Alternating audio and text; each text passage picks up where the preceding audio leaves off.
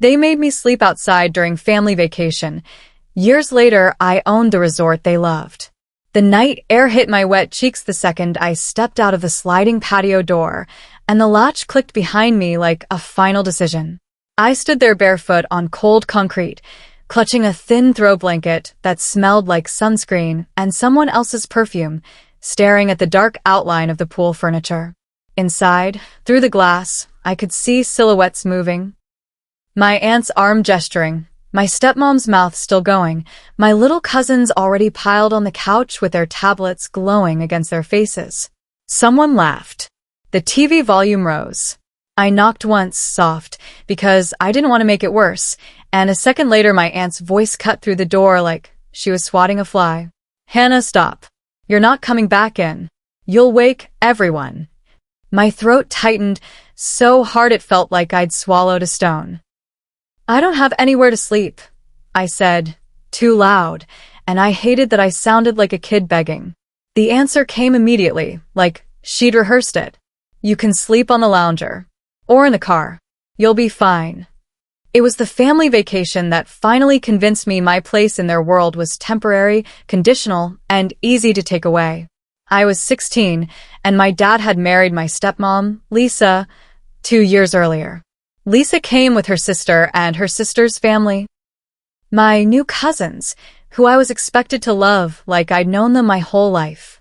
We all drove down to this resort on the coast, bright stucco buildings, tropical landscaping, the kind of place that sells you a memory package with a photographer by the fountain.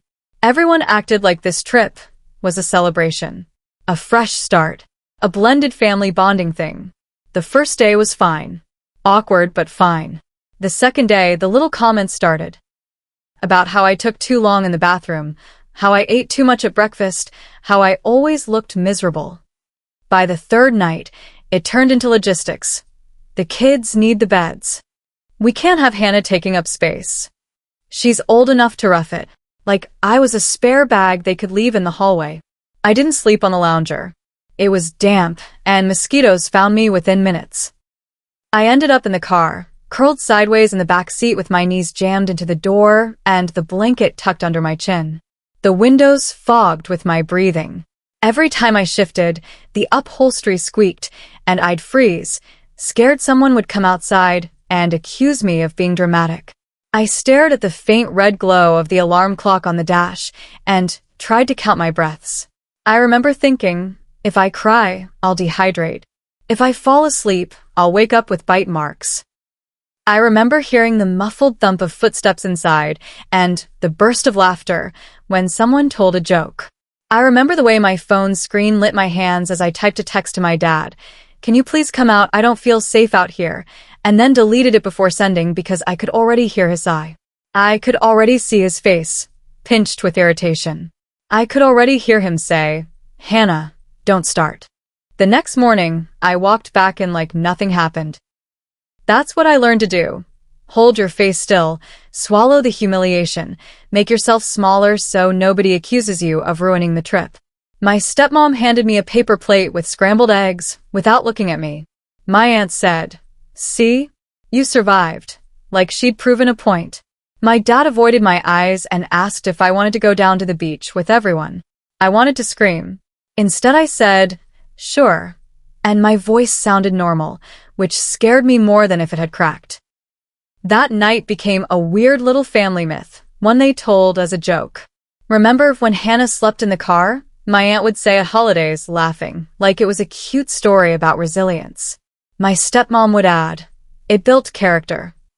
My dad would do that half smile that meant he was embarrassed, but not enough to confront anyone. And I would sit there and feel my body tense, the same way it did when I heard the latch click behind me. I moved out at 18 with a suitcase and a scholarship to a state school. I worked 2 jobs, morning shifts at a coffee place, evening shifts at a hotel front desk because I couldn't stomach going home for money. Hotels were the first place I learned what control could look like in a healthy way. There were rules. There were keys. There were doors that locked and people who got consequences if they crossed lines. I watched managers handle angry guests with calm authority, and it rewired something in me. I was good at it. I was good at reading what people needed and what they were trying to get away with. I was good at the quiet work, anticipating problems before they got big, smoothing things over without becoming a doormat. After college, I stayed in hospitality. I didn't chase glamour. I chased stability. I climbed from front desk to assistant manager to operations. I learned budgets and vendor contracts, and why resorts price everything the way they do. I learned the difference between a place that's beautiful and a place that's run well. I also went to therapy because it turns out you can be high-functioning and still flinch when someone tells you there's no room for you. By 26, I had enough savings to buy a tiny condo. By 28, I'd partnered with a woman I worked with, Marisol, who was fearless in a way I wasn't yet. We started a small consulting business for struggling boutique hotels. We'd go in, clean up their operations, rebuild staff training, renegotiate vendor agreements, fix the booking flow, and take a percentage of the turnaround. It was stressful and unglamorous, and for the first time, I felt like my competence belonged to me and not to someone else's expectations. Then, in the most unromantic way imaginable, opportunity showed up in a spreadsheet. A resort I knew well. An older property on the coast was being quietly shopped around because the owners were retiring and their kids didn't want it. It wasn't the same place from my childhood vacation, but it was the same chain. Same vibe. Same sun-bleached postcards. Same kind of families taking the same kind of photos. Marisol said, "We could buy it." I laughed out loud. I was sitting on my kitchen floor, eating noodles out of the pot because I didn't feel like washing dishes, and I laughed like she'd suggested we buy a yacht. "With what money?" I asked. She didn't flinch. "We have investors who trust us," she said. "And we know exactly what this place needs. Hannah, you basically grew up in this industry. You can run this." That sentence hit me in a place I didn't expect. You can run this. Not you can survive this. Not you can rough it. Not you can make do. Run it. It took 8 months of negotiations, inspections, loan approvals, and the kind of paperwork that makes your eyes go blurry. My hands shook the day I signed. Not from fear of failure, fear of being seen.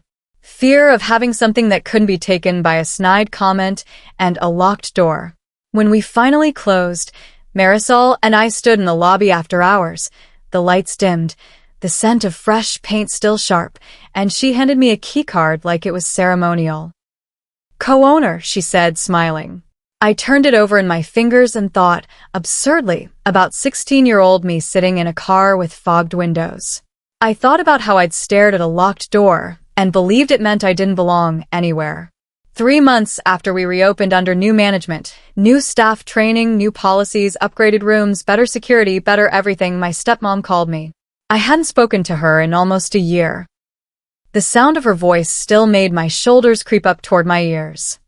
"Hannah," she said, overly cheerful. "We're planning a family vacation. A big one. Everyone together. And guess what? We found the perfect resort." Something in my stomach went cold. "Okay," I said carefully. "It's gorgeous," she continued. "Oceanfront, great reviews. The kids' club looks amazing. Your Aunt Cheryl is obsessed. We already put down deposits, but we wanted to check. Are you coming?" I could hear people talking in the background. I could hear my aunt's laugh. The old familiar stage being set. "What's the name?" I asked, and my voice sounded too calm, like the calm you get right before adrenaline hits. She said it, bright and proud. "The resort's name. My resort's name." For a second, I couldn't speak. My fingers tightened around my phone until the case creaked. "Hannah," she prompted. "Hello." "I'm coming," I said, and my voice was steady enough that I almost didn't recognize it. "Yeah, I'll be there." The day they arrived, I wasn't wearing a staff uniform. I was wearing a simple cream blouse and tailored pants, my hair pinned back, my resort badge clipped to my waist because I wanted to. I stood near the check-in desk, watching the automatic doors slide open and my family stream in like a parade. Rolling suitcases, sun hats, kids already whining. My Aunt Cheryl scanning the lobby like she was judging it. My dad walked in behind them, looking older than I remembered, shoulders slightly rounded. He saw me and froze, confusion crossing his face first, then surprise, then something like dread, because deep down he knew I wouldn't be standing there unless it meant something. Aunt Cheryl spotted me, and her smile tightened. "Oh," she said. "Hannah, you work here?" My stepmom's eyes flicked to my badge, then to my face. "What is this?" she asked, her voice suddenly flat. Before I could answer, my aunt did that thing she always did, tried to reclaim the moment by turning it into a jab. "Well," she said, laughing too loud, "at least she'll finally be useful on a vacation." It was like being 16 again for half a heartbeat. The old heat. The old urge to disappear. Then I felt the keycard in my pocket, the weight of my own life, the years I'd built in silence. I looked at her and said, evenly, "I don't work here." Her laugh faltered. "What?" I nodded toward the desk manager, Tina, who was watching, eyes wide because she knew this was personal, but didn't know how. "Tina," I said, "can you please pull up the Whitmore group booking?" Tina did it immediately, professional, fingers flying over the keyboard. My aunt's face sharpened. "Who are you talking to like that?" she snapped. I kept my voice calm, because I wasn't going to give her the satisfaction of calling me emotional. "I'm talking to my staff," I said. Then I turned back to them, to my family, and let the truth land like a clean, simple fact. I own the resort. There was a moment where nobody moved. Even the kids went quiet like animals sensing tension. My stepmom's mouth opened, closed. My aunt blinked fast, like her eyes were buffering. My dad's face went pale, and I saw him swallow. My stepmom started. "That's not funny." "It's not a joke," I said. "Marisol and I bought it last year. We reopened this spring." My Aunt Cheryl recovered first, because she always does. She put a hand on her chest like she was offended. "So you're spying on us? You're what? You're doing this to embarrass us." I felt a tight smile pull at my mouth. Not joy, not revenge, just clarity. "No," I said. "You embarrassed yourselves for years. I'm just standing here in the life I built."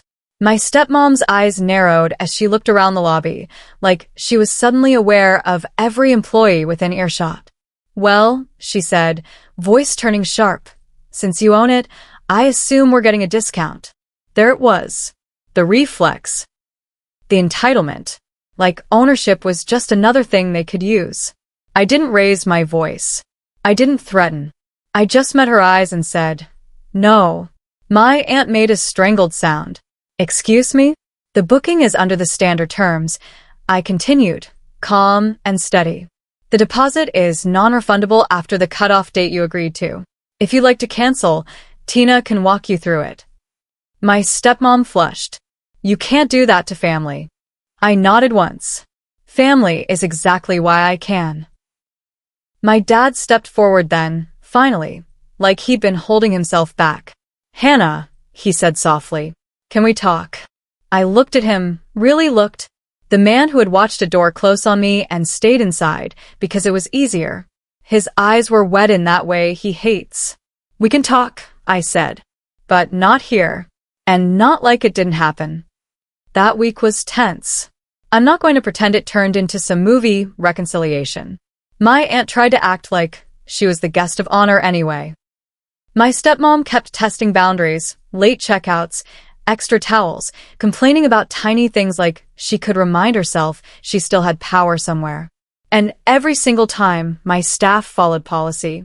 Because I trained them to. Because nobody was going to be locked out under my roof. On the third day, my aunt made a comment at breakfast about how I was still sensitive. I didn't snap. I didn't cry. I just said, "If you speak to me like that again, you'll need to find a different resort next year." And she went quiet, not because she respected me, but because she finally understood consequences. The last night, my dad found me outside near the patio, where the ocean wind smelled like salt and hibiscus, and he stood beside me without touching me. "I'm sorry," he said, and his voice cracked on the word. "I let them treat you like you didn't matter." My throat tightened, and I stared at the dark water until my eyes stung. "I slept in a car," I said quietly, "while you were inside." He nodded, shame spreading across his face like a bruise. I know, he whispered. And I hate myself for it. I didn't forgive him on the spot. I didn't have a cinematic speech. I just said, I needed you, because that was the truth that still mattered. And he stood there, silent, because there wasn't anything he could say that would change that night. When they left, my stepmom hugged me stiffly like it was a performance. My aunt didn't hug me at all. My dad looked back at the lobby once before walking out, like he was trying to memorize the proof that I didn't just survive. I built something. After they were gone, I walked through the quiet lobby, the lights low, the scent of clean linen and lemon polish in the air, and I thought about that latch clicking behind me when I was 16. I thought about how powerless I felt, how small. And I realized something that made my chest loosen. The door doesn't get to decide who you are. The person holding the key does. And now, finally, that person is me. Thanks for watching. If you've ever been treated like an inconvenience by your own family, then later found yourself in a position of power they didn't expect, share your story in the comments. I'd really love to hear it.